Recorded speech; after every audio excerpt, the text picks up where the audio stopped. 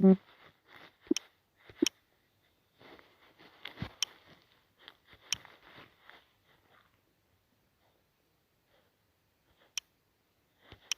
there. Hello there, it's West Mercia Police calling me back. Hi. Hello there. Yeah, I can take your report this way, sir. That's great. Excellent. So can take your name, if I may? Yes, it's Jeffrey Heathcote. That's with a G. With a G. Yeah. And H-E-A-T-H. C-O-T-A. C-O-T-A. And your date of birth, please, Mr. Heath. 25th of August, 1976. 25th August, 1976. Yeah. Okay, and your address, please, sir. It is Mill House. Mill as in Double L. Yeah, Mill House. Yep. Mill Lane. Yep. Wellington. Telford, Shropshire. Tango Foxtrot 1 Papa Romeo. Okay. And so if you'd like to tell me what happened, I'll take the details, sir. What's happened is, a few months ago, my car was stolen. Audi was parked outside of my house, literally just stolen. Made a report. They obviously said if we got some intelligence to find out where it is and so forth, we'll let you know. It then found out that, I think it's like a week later or whatever it was, bailiffs in the middle of the night, 20 feet from my bedroom, had carted it away silently without any access to the car or absolutely anything. They must have pushed it away. And I live in a cul-de-sac, so they literally must have pushed it away. Anyway, it ended up in the West Midlands, over Birmingham end. Yeah. The finance company obviously are now saying that I owe £7,000 for this car. I tried telling them at the time that it was stolen. They said, well, the bailiffs removed it. I mean, they had no right to remove it because basically they didn't ask me for any payment, didn't ask me for anything, they literally just lifted it in the middle of the night. Anyway, it ended up in Birmingham, but Money Barn, the finance company, wrote back to me saying that before they got access to the car, they couldn't get access to the car. Now, only I have got the two keys to the car. Nobody else has got keys to the car because it was purchased in 2019, and I've been the sole carrier of both of those keys since day one. So they said they couldn't get access to the car. They've sent in an email saying to me that, well, when we finally got access to the car, there was nothing in it. All my personal possessions and private things were stolen, have been stolen. You did have personal possessions that were in the car? Absolutely, yeah.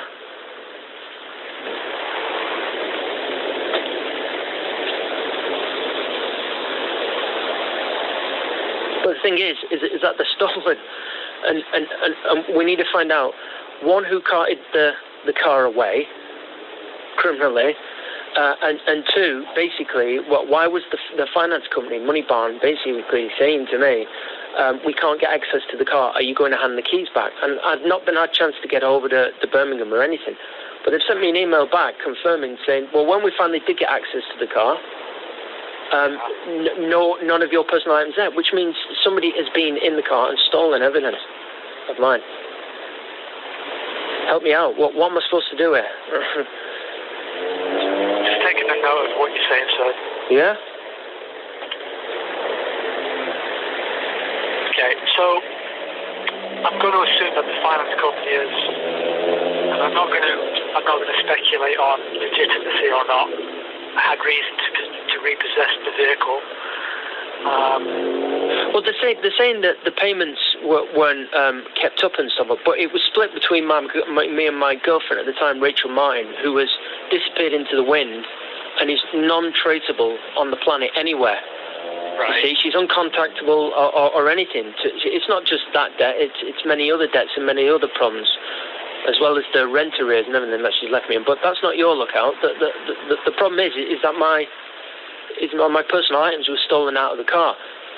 And the thing is that they could not have pushed it away. You must have had to start the car in order to get the car away. But only I've got the two keys, which meaning they must have broke in. So the finance company have basically just been lying all this time. And then when they've responded to me, they've said that no items were in the car, and they've stolen all my personal items. Had the finance company made notifications to you about a payment arrears or anything previously prior to the? They've made it in regards to payment arrears. But the point is that when I'd explained to somebody from this company about the situation, about how somebody had broke in and damaged the water filter and everything, but they weren't interested in all of that. So the payment arrears is one thing, but you can't kind of turn up in the middle of the night, push the car away with all my private goods in, send it to that situation with all my private goods, and then steal them. Because the money barn have said that when we got into the car, nothing was there, but all my items were there, and only I've got the 2 keys. So somebody must have had a 3rd key, or basically they've broke in and they've stolen them.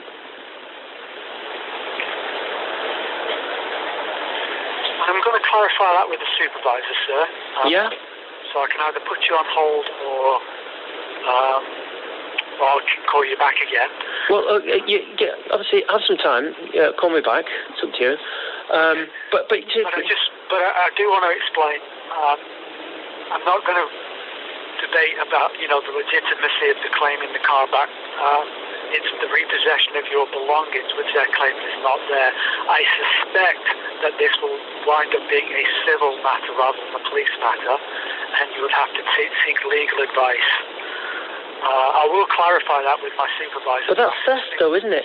Theft is not a civil matter, though, is it? No, it's essentially what it's a dispute. You're claiming you've been robbed. They're claiming they've not been robbed, and we've got no way of saying otherwise. So in those circumstances, it goes to civil procedures, in which case you would have legal counsel. It's not police to respond. Well, no, they're not saying that they've not stolen the items. What they're saying in an email, a written email, dated obviously, are saying that when we gained entry into the car, that the items were there, which means somebody has been in the car. If the legitimacy of what they're saying is true, then appreciate that, sir. But what I'm saying to you is that they're claiming that we've got no knowledge of those items. Now, you can dispute the validity of that, quite rightly, as you pointed out, but that doesn't mean make it a police matter. Do you understand? It's a claim. It's one person saying one thing, another person saying another thing. The police don't intervene because it's a dispute over possessions that we have no trace of. I believe it goes to legal civil court rather than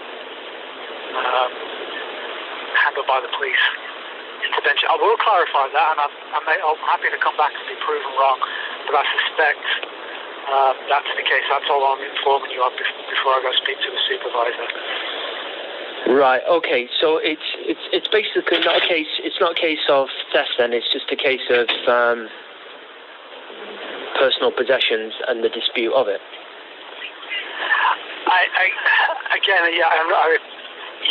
What we're saying is, I absolutely understand that you've had your missing belongings of which you've got. I mean, which you could very well quantify to me what you had in the car and of what value. But the other party, the finance company, are claiming no knowledge of that. Well, first and foremost, is it legal for somebody to push my car away in the middle of the night without any dispute with me?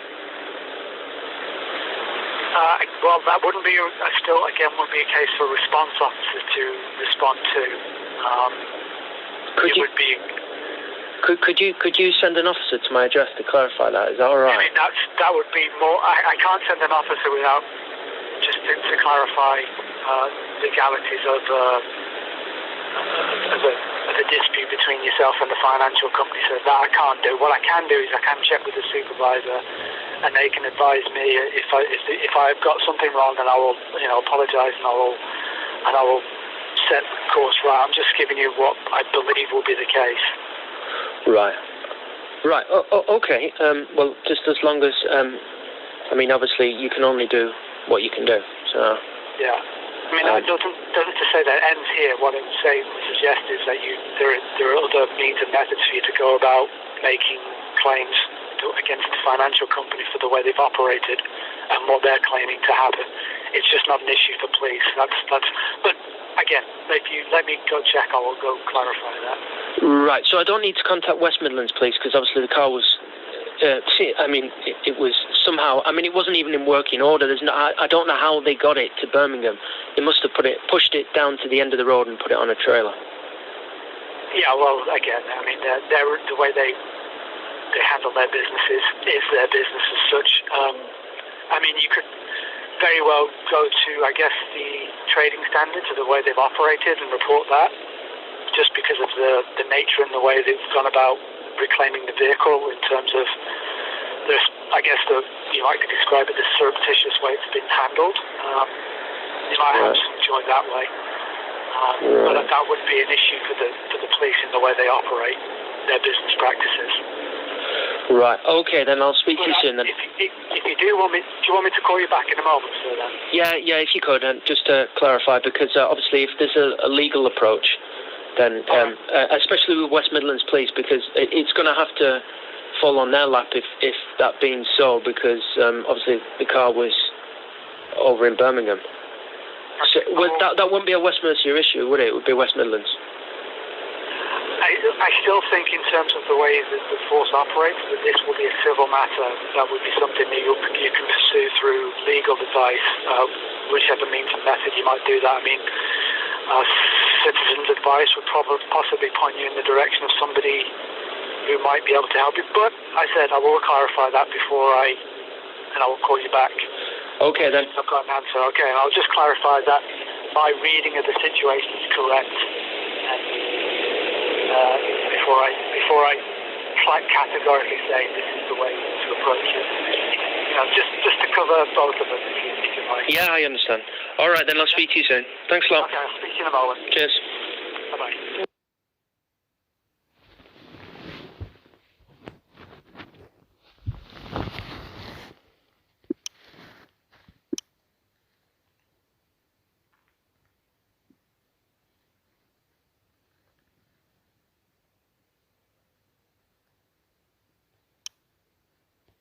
Hello.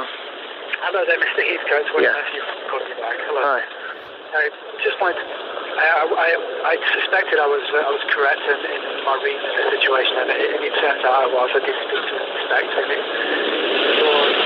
Again, my advice would be the way they've operated it is contrary to the way they've conducted business. Okay. But as regards to your personal belongings, it's a civil dispute, in which case you need to seek legal counsel privately. Right. Okay then. My advice would be to fight for the civil organisation for that.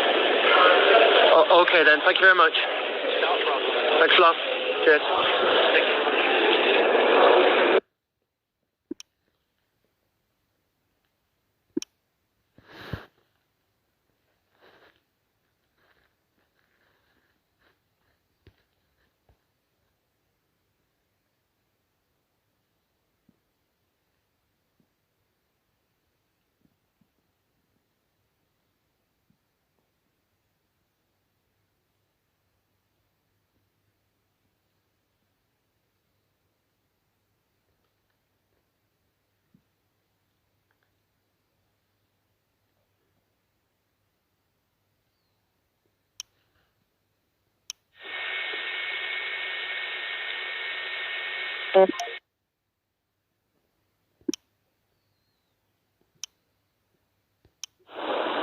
Hello.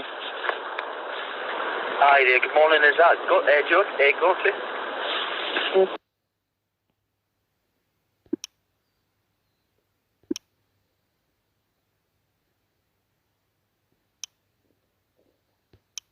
Hello. Hi, is that Mr. Jeffrey Heathcote? Speaking. Hi, my name is Stuart. I'm a call center agent for Moorcroft. Oh, hi. On behalf of EE. Yeah, hi. Hi, for security purposes, can you just confirm your address, postcode, and date of birth? 25th of August, 1976. Millhouse, Mill Lane. And your postcode, please? Tango Foxtrot 1 Papa Romeo. That's fantastic. Just let you know, calls are recorded for training quality purposes, and we do recognise it's a difficult time for everyone at the moment due to coronavirus, and we'd like to discuss ways that we can help. So we've got an EE account with a closing balance of $959.82. Yeah, okay. And I believe you've requested a call back on your account because you believe it to be fraud. Is that correct? It's been frauded. The individual who's copied the phone. First and foremost, has it reached your company whether EE have shared any information about an individual claiming on phone insurance? Do you know anything about that? No, we don't have any. We don't have that information. We don't have any of that information on the system. It seems, let me kind of let you in on something. It seems the individual who has, when I've ordered the phone off EE in December of 2019, but it could have been in October, it seems what he's done is EE have opened up a secret second account. And what this individual's done is he's claimed on the phone, claimed phone insurance, and he's had a copy of my phone since 2019, which means he's been completely and utterly frauding not only my identity but my communications, my text messages, my phone calls, my bank account details. And he's been stealing the whole thing in secret for some time. Now the police are aware of this. Whether the police choose to share that with Moorcroft, I don't know. I don't think they will. EE, I think they will. But obviously the debt is with you now. So this is obviously, it's going to go to litigation, this. So what do I do about... first and foremost, can I confirm you've got the right address? Yes, the address that you've confirmed with myself is the correct address. We've got this contact number that I've rung you on as the best contact number for yourself. We've got Jeffrey Thomas Heathcote at outlook.com as your personal secure email. Correct? Yeah, that's correct. So have you ever sent any correspondence to another address?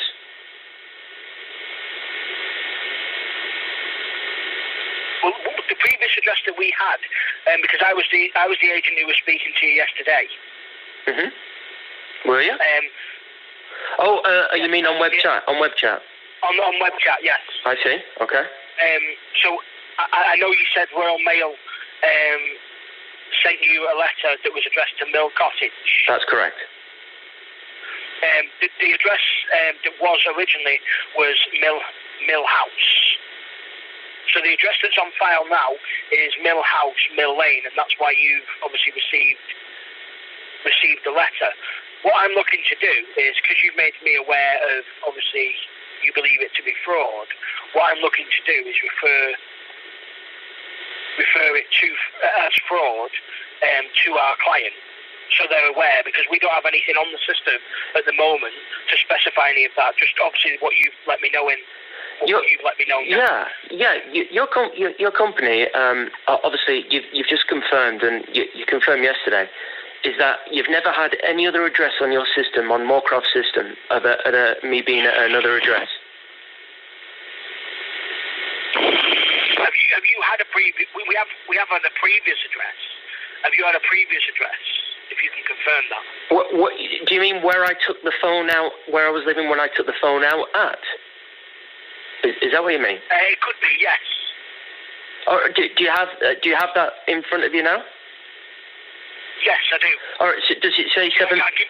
Does it say 7 Bennett Road? That's correct. Okay, so that's where I took the phone out at. That's where I purchased the phone, and the phone came to me there. But what I'm saying is that after Bennett Road, where did the address go to? What was the next address?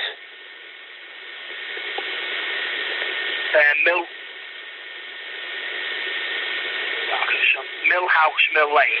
Okay, so you've only got two addresses of 7 Bennett Road and Mill House, Mill Lane, yeah?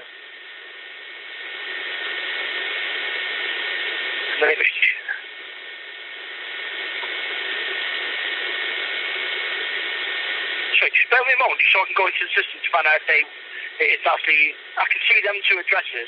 I just want to check if, obviously, what addresses have been changed. Is that okay?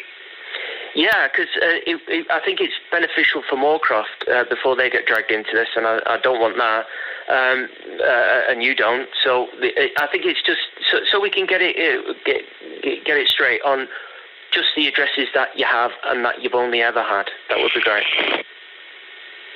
Well, okay, just bear with me one moment. Thanks.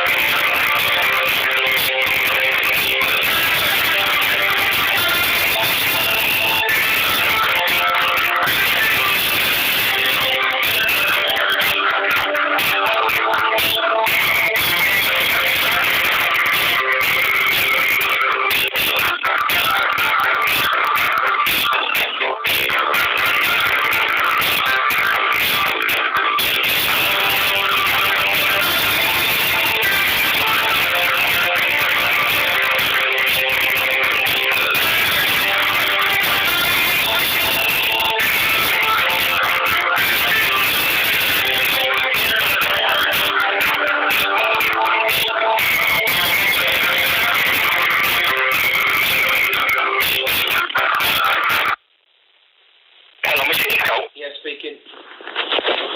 Hi. Is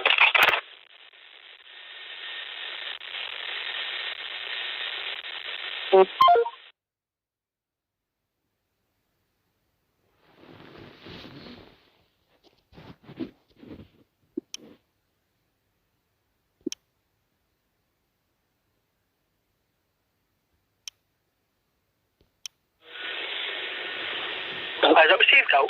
Yeah, speaking. Must have got cut off. Oh, right, okay. My name is Stuart. I'm a call centre agent from Moorcroft Calling on behalf of EE. Just for security again, could you just confirm your address, postcode and date of birth? 25th of August, 1976, Millhouse, Mill Lane, Tango Foxtrot 1 Papa Romeo. That's fantastic. And could you just confirm your date of birth, please? Yeah, I just did. 25th of August, 1976. That's fantastic. And I've got this contact number as the best contact number for yourself. Yeah. And I've got Jeffrey Thomas Heathcote at outlook.com as your personal and secure email. Is that correct? Yeah. You would say you would think it's secure, wouldn't you? Oh, do you have problems with your email as well? It's getting hacked. The police are aware, I've been told, so there's not much more you can do when it's in police hands. Would you like me to unconfirm that then, so we don't send any of our correspondence to there? No, they're watching it, and all communication in and out of the server in terms of Microsoft is getting watched, and the phone number, obviously the one you're ringing me on, ending in 4193, has got a two-step verification. So there's not much more you can do except watch bad people try and do bad things, really, to be honest. So. No problem. So just let you know, this call is recorded for training and quality purposes, and we do recognise it's a difficult time for the moment due to coronavirus, and we'd like to discuss ways that we can help you. The account we've got in front of us is EE account with a closing balance of 959.82. Obviously, I've spoke to you on our web chat service, and I've also spoke to you today in regards to this account. And I believe, obviously, when you took the account out in December 2018, there was a second line that obviously another person has been using, and obviously using your details. Is that correct? I didn't take it out in 2018. Was it not December 2018? 2019. 19, sorry. I do apologise. So December 2019, and then there was a second line that someone else was using and wasn't you. Yeah, that's right. The police have been told. So the point is, we were in the middle of you were checking some details on previous addresses. Yes, I can see. Obviously, we've had the previous address that you've quoted, and Mill House, Mill Lane. I can see that we did have Mill Cottage, Mill Lane, as well as obviously a possible address for yourself. Okay, who's give you that? And that was obviously we use TransUnion as a source addresses. TransUnion, are they a credit call search company or something? Yes, they're a tracing company. Obviously, they do credit report services and stuff like that. Okay, well, so they have gone on record and officially give you that address as me being there, have they? That's an address that we obtained, yes. So you've obtained it off them as a company. Did they send you that electronically, or did they write to you? Can I ask? Do you know? Well, that's who we use for the services. I don't know how that was provided. I imagine electronically, but I can't confirm that with the details I've got in my system. It doesn't confirm. I can't confirm that. Okay, so there's the red flag that you need. I've never lived at that address, so that's fraud immediately. So the individual, whoever, well, I know who it is, but the point is the police have got to do their investigations. The individual who's done that has either put that down as an address somewhere online, and this company TransUnion that you're telling me, I've picked that up, and I've informed you, which, going off your good word in saying that it was that company that you got the information of, because I've got to obviously believe what you're telling me, and I don't doubt that you're not telling me the truth. But when the day comes, obviously, and the investigations get deeper, the police are going to look into, well, who changed the address to Mill Cottage, and they'll just say, obviously, Jeffrey Thomas C. Colt, myself, has never lived there. So that's been changed. Do you have a date on your system of when that was changed to?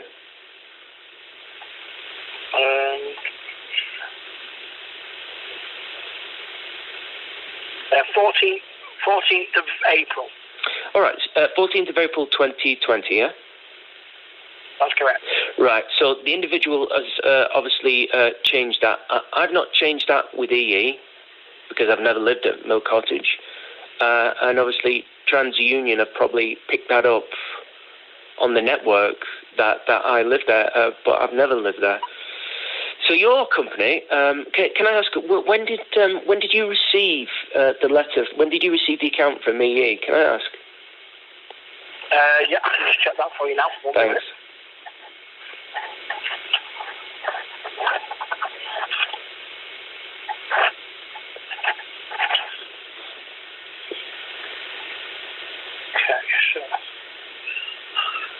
We received that on the 1st of the 2nd, 2020.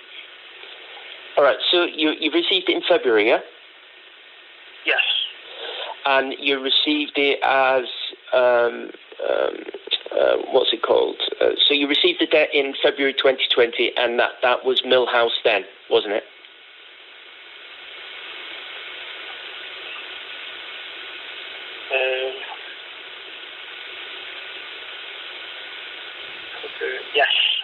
Yeah, so this is what I'm talking about. So you've received the debt from Millhouse, so EE have kind of sort of give you the correct details. So while it's been with Moorcroft, you're based in Stockport, aren't you? That's correct. So the debt's come to you as the right address. So somebody's changed it while speaking to Moorcroft. So that part of the fault doesn't lie with EE. Somebody's changed it at Moorcroft, haven't they? Well, it's an external trace that we use via TransUnion. Yeah, but what I'm saying is that if you've been given the correct address that EE have passed on to Millhouse, which is where I live, then you've got my correct address. But then it seems you've sent a letter to Mill Cottage, a place I don't live, when you already had the right address. That you see that's probably the police the part the police are going to find confusing is that if EE have passed it on to Moorcroft in January 2020, you've got the right address and the right everything, but then it's been changed to Mill Cottage, then who's changed it because you had the right address?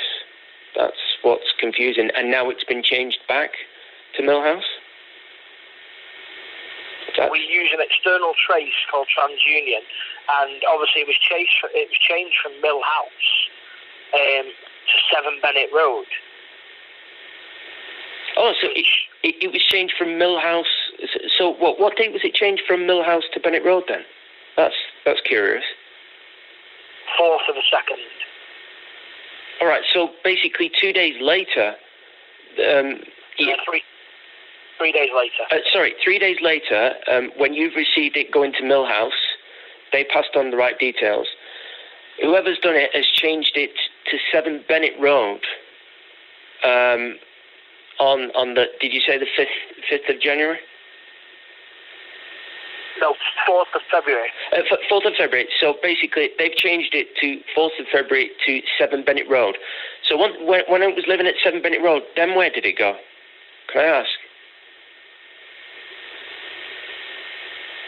It went to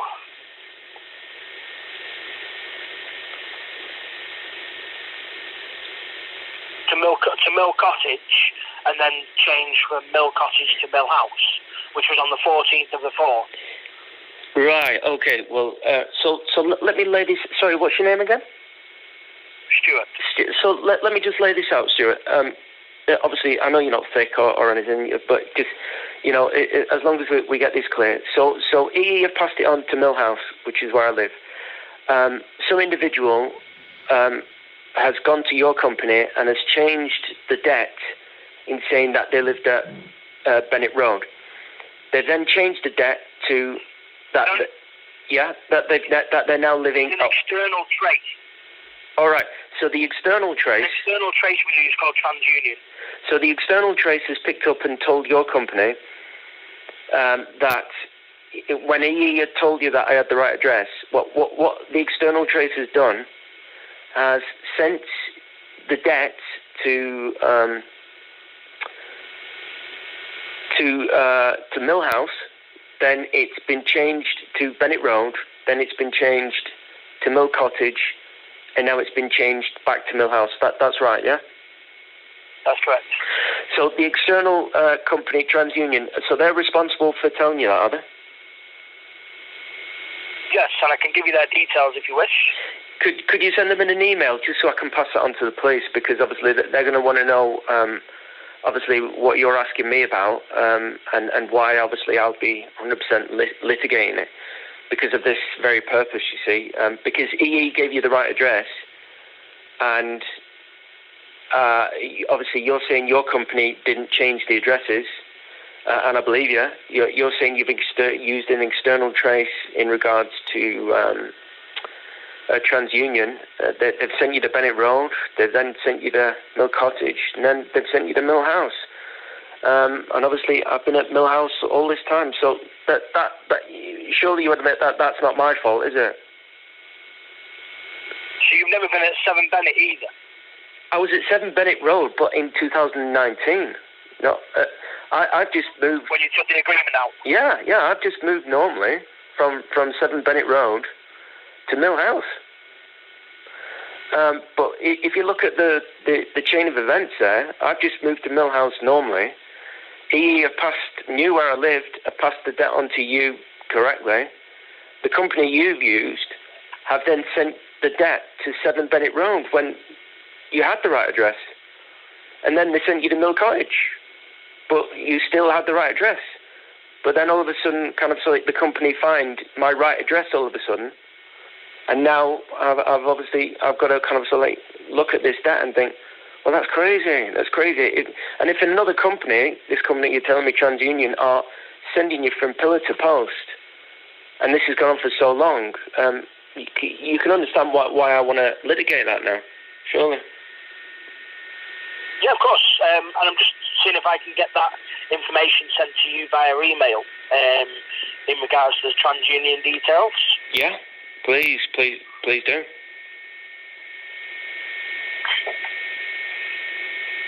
No problem. If you just bear me a moment, just so I can see how I can get that information onto the email. Is that okay? Yeah, sure.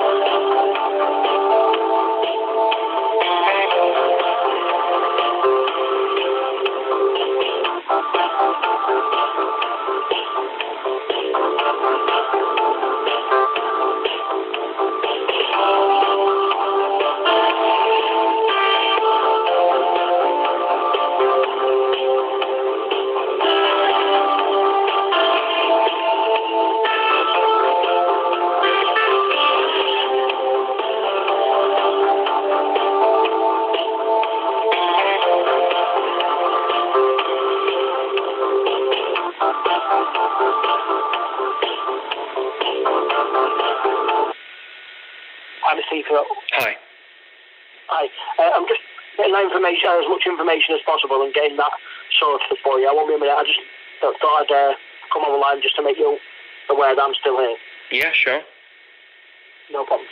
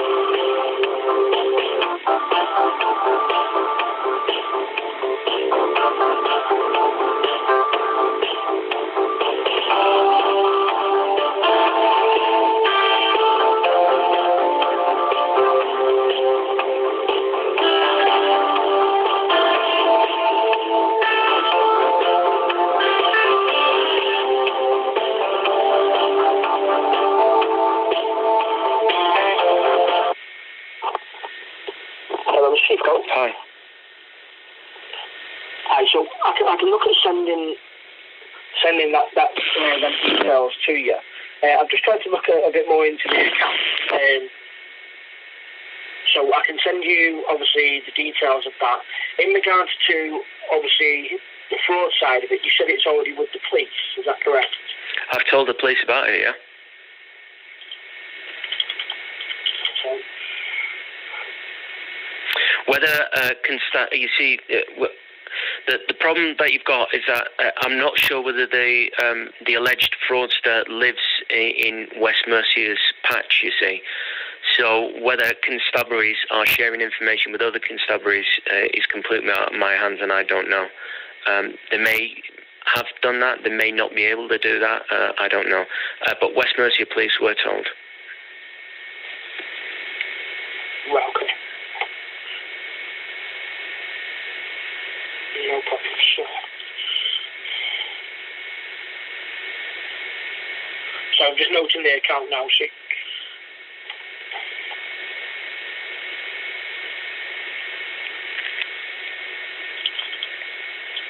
So I can see your address was changed externally. And then on your previous address, we changed it from Mill House to 7 Bennett Road. And then on your previous address, the address change to Mill Cottage was actually done by an occupier.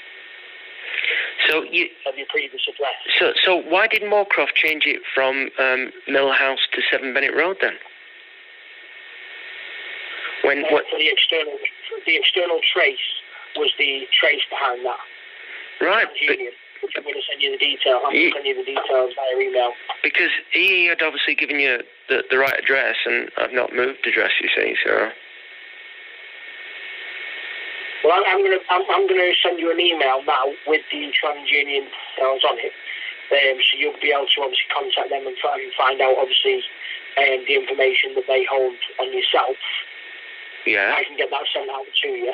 And is it the Jeffrey Thomas Outlook.com? Is that okay to still send that for that? Yeah, that's my email address. It's like I say, it's supposed to be secure, but what more can you do when MSN servers are playing up and you've got your two-step verification on and the police are watching the accounts? It's what more can you do except wait for criminals to do bad things, really? Of course. Well, I can send that. As I say, it is only the address and the contact number of TransUnion, so it's not going to obviously personal information on that. Okay, so there will be enough details for me to reach them on, of which they can confirm why they shared the information that they hold and the reason that they did to your company, yeah? That's correct, yes. Right, that's... So I can send that. I will also place the account on hold. Okay. As well. Yeah. You get that information. So are you going to send me a letter out, postal, just so I know that the address is flowing in the right direction? Because for it to go to Mill Cottage, there's some seriously suspicious there, because obviously I've never been addressed at Mill Cottage, so... Right, okay.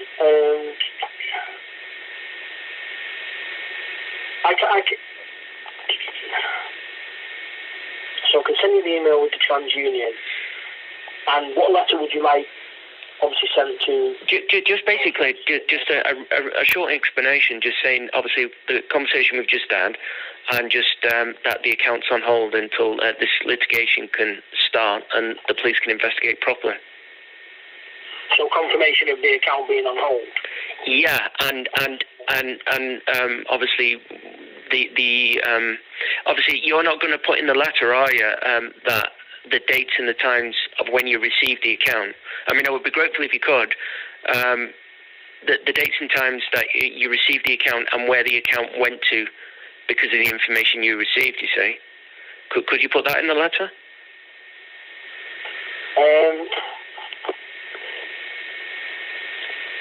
I can put obviously the day that we received the account.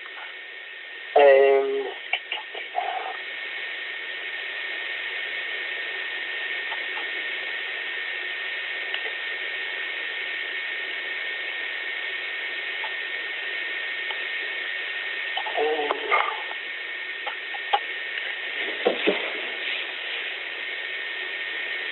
problem. Just bear with me a moment. I'll see if I can. I can get that details onto the letter as well. Yeah, sure. I appreciate that. Thank you. Thank you.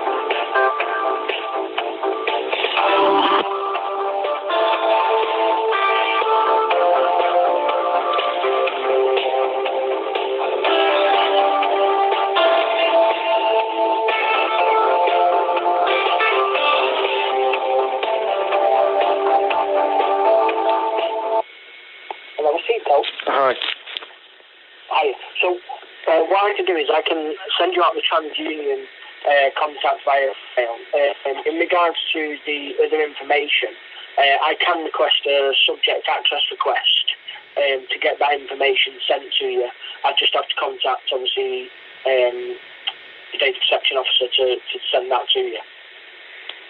It's not something that I can send in a direct letter. It has to be obviously generated. Oh, really? So one company has to initiate a SAR for just something as simple as that, really, do they? I didn't know that. Well, no, for the data protection, for the information that you require, it's a different team that deals with that. Oh, right, okay. A specific team that deal with subject access requests. Right, okay. In regards to, obviously, data protection and data information. It's not just something that I can copy and paste onto a letter and send it you out. Okay, I appreciate that. Thank you very much. So I can get them to send you that out, and I will also send you the email of the TransUnion contact details as well. That's great. As soon as I get that, I can pass it on to the police, and we can get this nonsense cleared up. That would be most appreciative. I've also placed your account on hold for 14 days as well. Okay. Just to give you time to do that. The quicker I get the details, then the quicker this can be initiated with Action Fraud. That's great. Thanks a lot. No problem. All right then. Thanks Cheers. so much, Steve. Just to let you know, there is a one-question survey at the end of the call as well, just to ask how the call with us went today. If you can answer that for me, that'd be great. If you can speak to Stuart today. Okay. Thank you very much. Take care. Thank you very much for Steve Cole.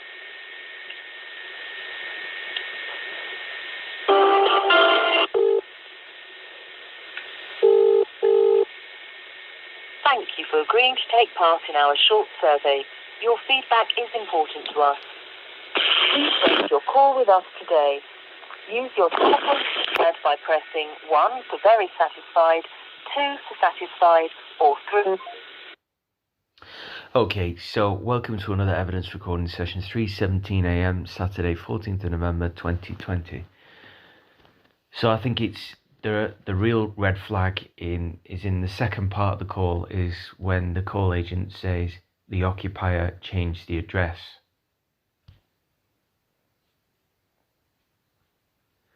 So that's somebody living at Mill Cottage. Well, I've never lived at Mill Cottage, so that's 100% fraud there, isn't it?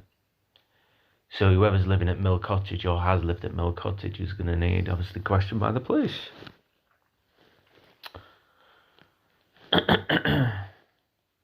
Because whoever it is, it's not your phone, is it? It's not your phone, it's not your account, it's not your anything, really. So, extremely important that, and I think you'll probably find, the police will find, is that the same person who stole the items out of the Audi is the same person who has frauded the phone and changed the address with Moorcroft to Mill Cottage. Very important evidence, this, more to follow.